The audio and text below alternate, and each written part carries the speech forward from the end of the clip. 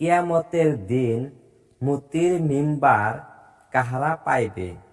হুজুরে পাক সাল্লাল্লাহু আলাইহি সাল্লাম ইরশাদ করেন, কিয়ামতের দিন এক প্রকার লোককে আল্লাহ পাক এইভাবে হাসরের ময়দানে হাজির করিবেন যে তাহাদের চেহারা নূরে ঝলমল করিতে থাকিবে ও তাহারা মুক্তির মিম্বারে উপবিষ্ট থাকিবে। তাহাদের মর্যাদার উপর মানুষের ঈর্ষা হইবে, অথচ তাহারা নবীও নয়, শহীদও নয়।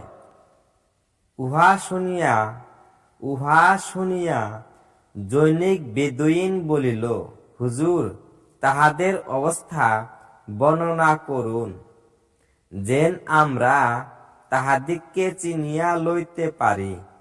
হুজুর সাল্লাল্লাহু আলাইহি সাল্লাম বলিলেন, ওই সব লোক যাহারা বিভিন্ন সম্প্রদায় হইতে এবং বিভিন্ন স্থান হইতে শুধু আল্লাহর মহব্বতে একত্রিত হইয়া তাহারা জিকিরে মশগুল হইত।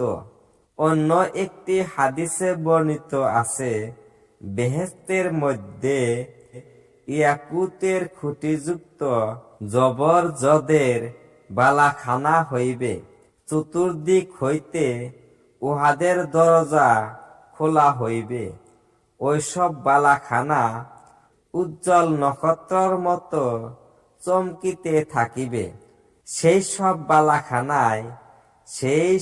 বালাখানায় ওই সমস্ত লোক থাকিবে যাহারা শুধু আল্লাহর উদ্দেশ্যেই আপোষে মহব্বত রাখিত এবং শুধু আল্লাহর রেজামন্দির জন্যই কোথাও একত্রিত হইত এবং আপোষে মেলামেশা করিত।